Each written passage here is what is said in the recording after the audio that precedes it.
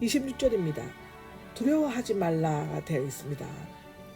3번씩이나 계속되어 언급되는 것으로 앞으로 험난한 박해가 필연적으로 찾아오겠지만 두려워하지 말고 담대히 맞서 복음을 전할 것을 격려하기 위함입니다. 숨겨진 것은 반대자들의 사악함, 제자들의 충성심이나 비겁함 등을 말하고 있는데요. 두려워하지 말아야 할 첫 번째 이유는 모든 것이 벗겨지고 알려지기 때문이라고 기록하고 있습니다. 27절입니다. 기속말로. 유대에 해당해 있던 교사들은 자기가 원하는 바를 통역하는 자에게 기속말로 전하면 그는 큰 소리로 청중에게 외쳤다고 하는데요. 그리고 유대의 랍비들도 제자들에게 기속말로 가르쳤다고 합니다.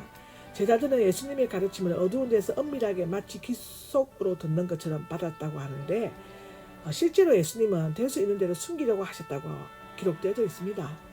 그러나 이제는 박해를 받더라도 지붕 위에 올라서서 공개적으로 크게 말하고 선포해야만 한다고 기록되어져 있는데 마가복음 4장 22절, 누가복음 8장 17절에 보시면 됩니다. 말하라와 선포하라는 부정각은 명령법으로서도 단호한 의미를 가지고 있으며 두려워하거나 주저하지 말고 담대하게 근의 있게 전하라는 뜻이라고 기록되어져 있습니다. 28절입니다. 영혼이 나오죠. 몸 안의 생명이 아니라 영원한 영을 말하는데 두려워하지 말아야 할 두 번째 이유는 박해가 영혼을 죽일 수 없기 때문이라고 하는데요. 사탄은 마지막 한날 때에 큰 능력을 가지고 사람의 몸을 죽일 수 있고 인자도 심판의 권세를 가지고 계시지만 하나님은 몸과 영혼을 함께 멸하시는 권세를 가지고 계신다라고 기록되어져 있습니다. 두려워하라. 언제나 두려워하라는 뜻인데 마귀에게는 죽이는 권세가 있어도 멸하는 권세는 없다고 합니다. 그러므로 마귀를 두려워하지 말고 대적하여 싸워야 한다 합니다. 야고보서 4장 7절, 베드로전서 5장 9절, 에베소서 6장 11절에 기록되어져 있습니다. 하나님을 두려워하는 자는 하나님 위에 어떤 것도 두려워하지 않지만 하나님을 두려워하지 않는 자는 하나님 위에 모든 것을 두려워한다고 기록하고 있습니다. 29절입니다. 아사리온이 나오죠. 로마에 대한 헬라어 지소사형이고 한 데나리온의 16분의 1에 해당한다고 합니다. 두려워하지 말아야 할 세 번째 이유는 하나님께서 자상하신 배려로서 지켜주시기 때문인데요. 2마리의 한 아사리온 하는 보잘것없는 참새도 하나님의 허락 없이는 땅에 떨어지지 않는다. 그러면 참새보다 훨씬 존귀한 가치가 있는 인간은 더욱 더하다. 머리카락까지 세칠 정도로 섬세하시게 돌보시는 하나님께서 함께 하심으로 전도자는 두려워할 필요가 없다고 기록하고 있습니다. 32절입니다. 그러므로가 나오죠. 개역 성경에는 번역되어 있지 않습니다. 17절에서 31절의 주제인 박해하에서 인내라고 하라는 사상을 총괄하고 있는데 나를 시인하면 문자적으로는 내 안에 시인, 즉 고백을 하면 즉 내 안에 거하라. 그리고 내 안에 있으므로 나를 시인하라. 여기에서 안에는 고백의 기초가 되는 근거를 나타내고 있다고 하는데요. 이 구절은 시인하는 자와 시인받는 자가 일치가 되어 단순히 형식적으로 입술로 인정하는 범주를 벗어나 시인하는 것을 의미한다고 합니다. 그리스도를 참되게 시인하는 자는 그 신앙에 그 안에 머물 수 있는 자이다. 이 밖에도 시인한다는 말은 맹세하거나 약속하다, 죄를 고백하다 또는 어떤 사실을 인정하다의 의미로 사용된다고 하는데요.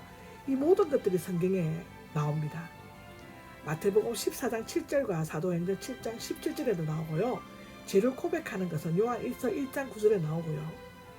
인정하는 것은 마태복음 7장 23절, 요한복음 1장 20절, 사도행전 23장 8절, 히브리서 11장 13절에 기록되어져 있습니다. 마태복음 10장 34절입니다.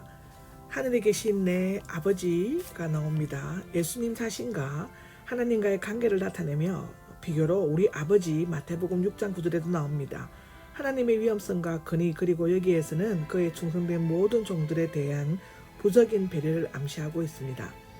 사람들 앞에서 내 아버지 앞에서가 나오죠. 전자는 세상 법정, 후자는 하늘 법정을 나타낸다고 하는데요. 하늘의 법정은 하나님의 사자들 앞에서 즉 누가복음 12장 8절에 나옵니다. 즉 하나님과 사자들이 늘어선 대법정 앞에서를 말하고 있다고 기록해 되어지고 있습니다. 지상 법정에서 고백하거나 부인하는 것은 하늘 법정에 그대로 반영됩니다. 그리스도는 아버지 앞에서 우리를 위해 대언하시는 분이시지만 요한 1서 2장 1절에 나오고 지상에서 부인한 자를 위해서는 그 앞에서 번영하지 않으실 것이다 라고 마태복음 7장 23절, 디모데후서 2장 12절에 나옵니다. 모른다라고 부인할 것이다라는 것은 위협이 아니라 엄숙하고 진지하고 필연적인 법이라고 기록되어져 있습니다. 34절입니다. 생각하지 말라는 말이 나오는데요. 평소 유대인들은 로마처럼 금과 무력을 통해서 이스라엘의 평화를 가져다 줄 정치적 육신적 메시아를 기대하였다고 합니다. 그러나 예수님이 오심으로써 정반대의 현상이 일어났는데 칼은 곧 분쟁, 즉 누가복음 12장 5절에 나오죠. 에수리아역에는 마음의 분쟁과 금을 의미하는데 주로 왔다는 의도나 목적이 아니라 결과를 나타냅니다. 내가 옴으로써 결과적으로 분쟁이 일어나게 되었다라는 뜻인데, 하나님의 말씀은 칼과 같아서 사람의 내부를 찔러 쪼개는 것처럼이라고 히브리서 4장 12절에 기록되어져 있습니다. 예수님의 말씀도 인간 사회의 내부와 가족관계, 심령 상태를 찔러 쪼개어 나누는 결과를 초래하였다고 하는데요. 실제로 예수님은 성령의 칼을 가지고 오셨다라고 에베소서 6장 17절에 기록되어져 있습니다. 예수님 앞에서 이것도 저것도가 아니라 이것이냐 저것이냐만이 있을 뿐이라고 합니다. 불교를 비롯한 세상 종교는 주변 사항에 쉽사리 동화되고 타협하기 때문에 박해가 없었지만, 기독교는 끝까지 진리만을 고수했기 때문에 온갖 박해와 고난, 심지어 순교까지 당해야만 했다고 역사는 기록하고 있습니다. 그러나 칼로 세계를 지배했던 듯 로마의 콘스탄트 황제 때 가장 무기력하게 보였던 예수 앞에 무릎을 꿇고 만 것은 실로 세계 역사의 아이러니가 아닐 수가 없습니다.